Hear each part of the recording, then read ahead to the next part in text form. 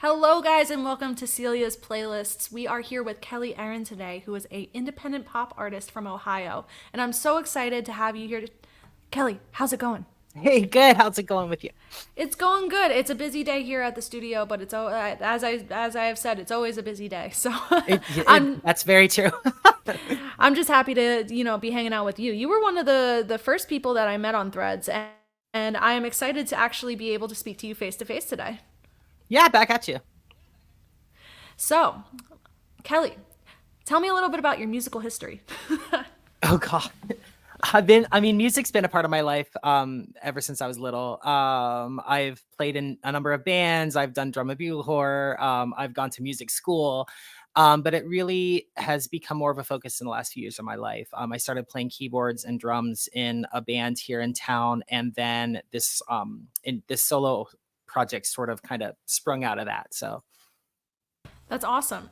I yeah. remember us talking about there like the fact that you were doing some live stuff and you were being the showman and making sure that the show went on as a technical thing Oh went yeah. went wrong. Hmm. So I can tell that you have that showman type energy, like where you are professional and keep things going.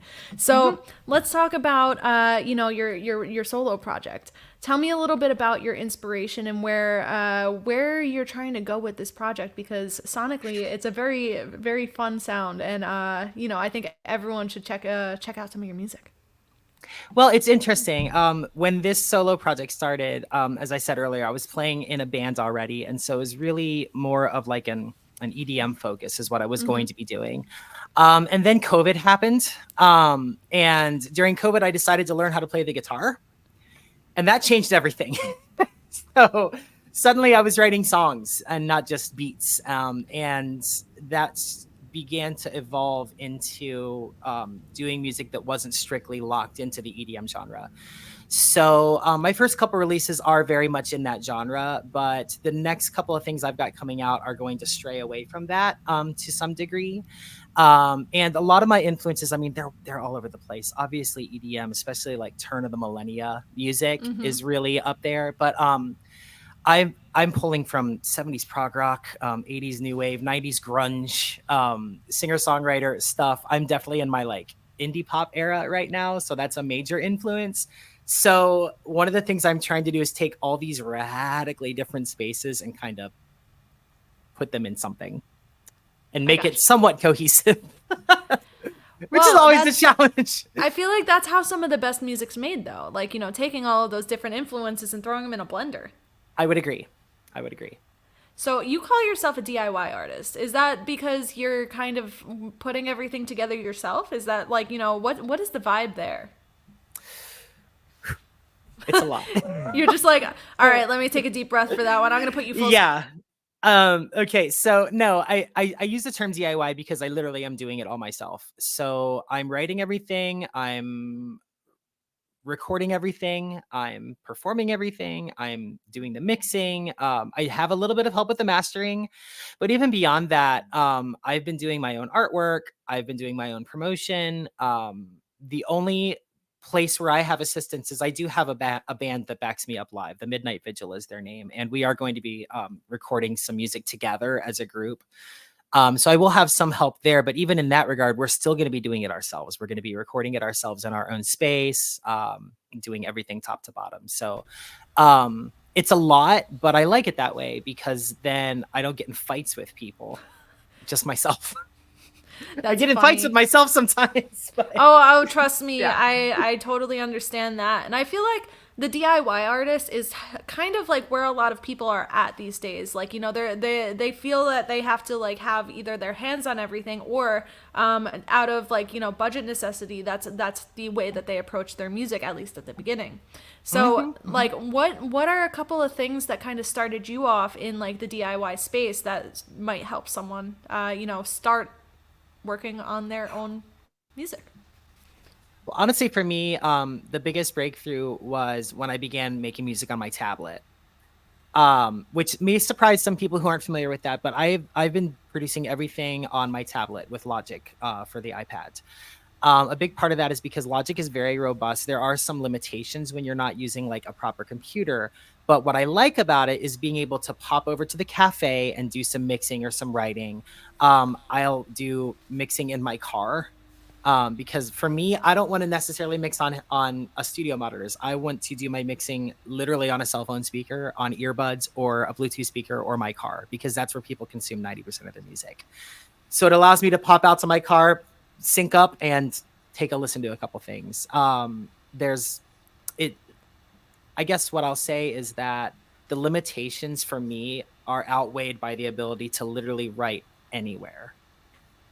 And I then, love of course, I that. come into the studio, I can plug it in and I can do proper recordings of guitar parts or vocals, stuff like that. But as far as like writing and mixing, I'm truly mobile, and that's really given me a lot of freedom. That's so smart because both like, obviously like everyone does the car test, but you're actively Yeah. able to do the car test. You know what I mean? Yes. I can literally sit there and go, oh, wait, the bass is not right there. And I can literally sit there and do some tweaking right there on the fly. Yeah, that's something that not a lot of people can think of, or not think of, but like not a lot of people probably have thought to do. I think that that's probably one of the most creative ways to mix, not just in the car, but like being able to go into different places that have different inspiration. Like, Mm-hmm. if you're writing something like jazzy and you want to do it in like, a coffee shop, like you could get the vibe and you could put the vibe and the energy into the music. Yeah, a lot of the writing honestly does happen in those spaces, because I'll get in the studio and I get blocked by all sorts of things. Whereas when I can step out of my space, and then keep in mind the studio is in my house, right? So when you're in your house, there's also laundry to do. There's always something to do to distract you from that. So getting out of the house and just going somewhere else allows me to really kind of focus in on that, especially for being as ADHD as I am. That's kind of integral. I'll Oh, say. I get it. Yeah. Trust me, I The get it. struggle is real, The I'm telling struggle is you. real. Yeah. But I love that you found a solution for that because not everyone can think outside of the box, and I think that's one of the things that creatives and artists have at their disposal. They can think Yeah. outside of the box so that they can find ways to grow and find ways to overcome. So I love that you make your music in a different and interesting way. Thank you. It's funny. It started when I was playing in the band that I was in previously, because I wanted to be able to do like some sequencing and drum loops and things of that nature, but I didn't want to haul around a computer. And that's where that started, and it was like that was opening Pandora's box. Then I started to learn about all the different things that you can do musically on a tablet, and it was like, oh my, I'm in trouble. That's funny.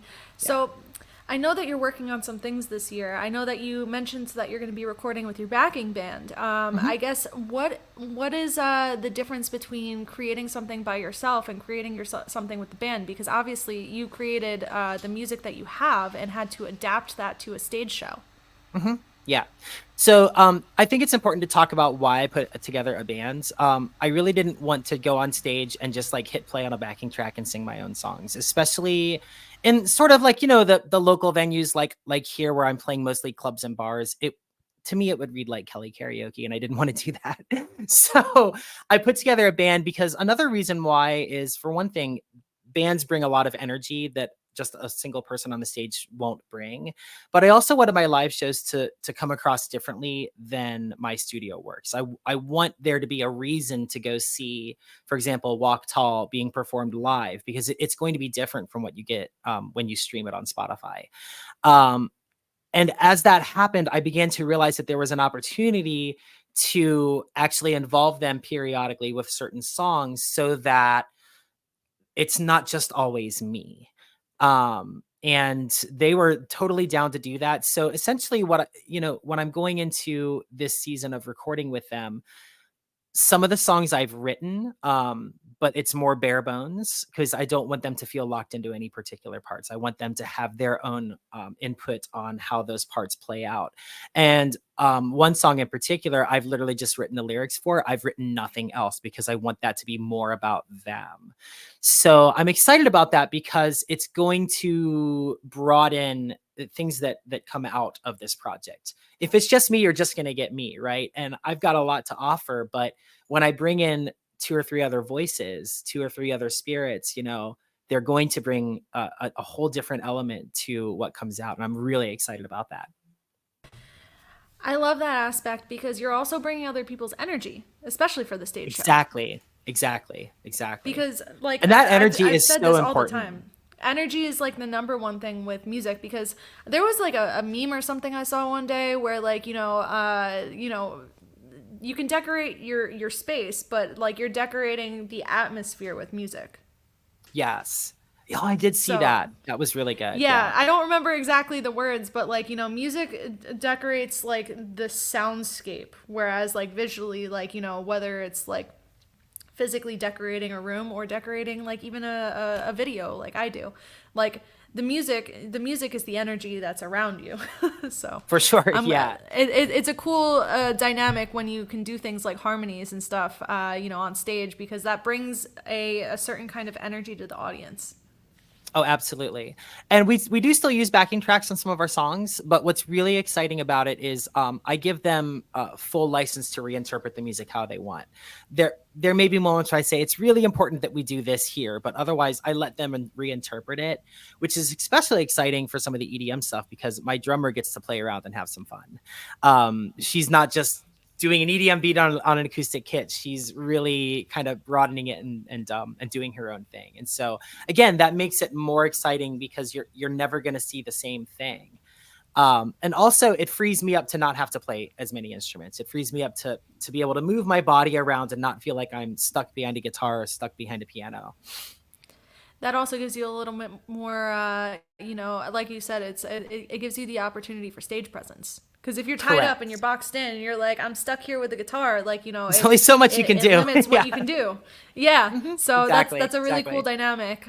So with the band, like I know that you're looking into potentially doing some online live stream stuff, which that also gives the opportunity for an online audience to see that dynamic. So if and Correct. when you do that, you'll have to let me know, because maybe I'll tune I in. will. We are working out the kinks. So I can't exactly give an estimate on um, when that will happen, but that's exactly why we want to do that. Is we want people who know of us, but maybe aren't able to make it to see one of our local shows. It'll let them see what we've got going on, at least to some degree. Definitely. And there's actually a couple of really good things that go along with that, which I am going to plug here, because, family members can't always make it to a show. So it's always nice Mm, when, grandma in wherever grandma is able to see your show. And then also, it's also a good place for bookers to be able to see what a show could potentially look like. for sure, exactly. Especially when we decide to start So, traveling, that'll be helpful. oh, Yeah, yeah. That's one of the biggest things that people I do, like in my studio, like cover reels, like for cover bands, so that they can show the reel so that they can get booked. So like exactly. essentially having something like a longer set or a song or something that they can see is invaluable at this time. Yeah, So and that's you're on the that's right you know that's track. been a thank you. That is a struggle for us because we just want to focus on the music. And then I've tried to bring some people in to create some video content for us, and it's really got to be the right mix. So we've been doing all that ourselves as well. So it's a bit of a slow burn, but we are getting there to the best of our ability. I feel you. I feel you. Yeah. And like, that's one of the reasons why, like, when you I was like, this is a really good example. Take a look at this one. Because I feel like it's easier to create something like that when you can see what the potential ending is. Like what it could look like, so that you could kind For of sure. move towards that. But For pivoting sure. again. Um what like I lost my track of thought because I just went on like a whole broadcast journey. I was like, "Oh my god, there's so many inputs." I but feel you there. ugh, there's always so many inputs. But Kelly, so I want to hear a little bit more about, like, the direction that you're going with music this year. Like, I know you said that you had the EDM style and now you have the band style. Like, where do you plan on going as an artist? Because I feel like everyone has their own journey and, like, journey that they want to work towards. Are you trying to be like a touring artist? Are you trying to be like more of a recording artist? Or like, is there a certain part of the industry that you're trying to make your way into? Wow, that's a really good question. Um, for me, and again, this is going to sound like such a stereotypical musician answer. For me, I just want to make good music. And I just want to be able to entertain people and maybe have something to say. As far as like where I'm trying to go with my music, there's the term avant pop is one that I've come across that really, I think, closely resembles where I'm going with the material I'm working on right now, because some of it is going to be more rock and roll focused, some of it's going to be a little bit less energetic. But I think the one thing that always seems to be a common denominator with everything that I do is a lot of my lyrics, well, all of them to this point, are kind of rooted in some sort of reality, whether it's my own personal experience or some things that I've witnessed with other people who are close to me. I'm always trying to talk about something real, and something that maybe impacts you emotionally. So that's sort of the through line with everything. So if there's anything I'd like to be known for, it's for being authentic. Whether I'm singing about my happiness or singing about my sadness, and all the other emotions, I hope that it comes across as authentic, and I just hope that it maybe touches people where they need to be touched. I know that some of the songs that have really helped me through tough places are songs that continually come back and continue to help me through those same places when I run into them again. So I would only hope that that would be something that would resonate with people. As far as what we're open to doing, like touring versus just recording, it seems a little too early in the game to know where that's going to go for me. But I would have to be pretty I'd have to be set up with something pretty good in order to actually start touring. Right now, all of us in the band, myself included, we have lives here. I'm a mom, by the way. Like I have a kid, so like that does kind of like limit what you're able to do on a DIY budget. But that's where I think the online space is pretty interesting, because you can do things that allow people to experience you without necessarily having to travel. So if anything, that would be something I'd like to focus on a little more. You have so many great points in like all of your answers. I'm like, these are the nuggets of information that people need. So I Yeah. appreciate you, like, sharing your thoughts, because like, I don't even have to ask questions. You're just given all of the things. Gotcha. That's funny. So also I love the jacket. The jacket's fire. Oh, this is But my favorite jacket. It's amazing. I love it so much. it's great. So I guess, Kelly, we're coming towards the end of our interview. Where can people find you and your music? And obviously, like I said, you're in Ohio, so like maybe an area where they might be able to catch a show. Oh, for sure. So we always intend to stream everything on all the major platforms. So whether you're a Spotify person, Apple Music, whether you're doing Deezer, you can find us there. Just look up Kelly Eryn, Eryn. Find us on Instagram too. That's really where I do a lot of my like social media work, is Instagram. I don't focus too much on a lot of the other platforms. Instagram just seems to work for us, for me as well. As far as locations, we have been playing shows around the Cincinnati area, which is where we're located. So we always try to make announcements when we have shows, and promote them pretty heavily. We'll be taking a break a little while so we can, work on recording the EP, but we do have a show coming up in March, at the end of March. So pretty excited about that one. So we'd Awesome. love to see you if you're able to travel. Yeah, go to Cincinnati, everyone. It's gonna be great. It's a good town. It really is. I've road tripped through there before, so I've Yeah. been. It's been a second. So maybe one It's day I'll it's be back for a show. it's got a lot to offer. It really does. For a Well, small Midwestern big city. Kelly, I mean, hey, like, they gotta exist, and that's gonna be a place for everyone to congregate to. So, big Exactly. cities, even if it's in the Midwest, is still big cities. So thank you so Exactly. much, Kelly, for hanging out with us today, and speaking to me, but also generally the internet. And Oh, for I sure. really appreciate, like, you take time. I'm happy to, and it's been really nice talking with you. Thank you for what you're doing. It's really good for people like us. Thank you so much. I'm trying. I'm making opportunities for everyone. But on that note, I will see you guys on the next interview. And Kelly, thank you so Yeah. much. You're welcome. Take care.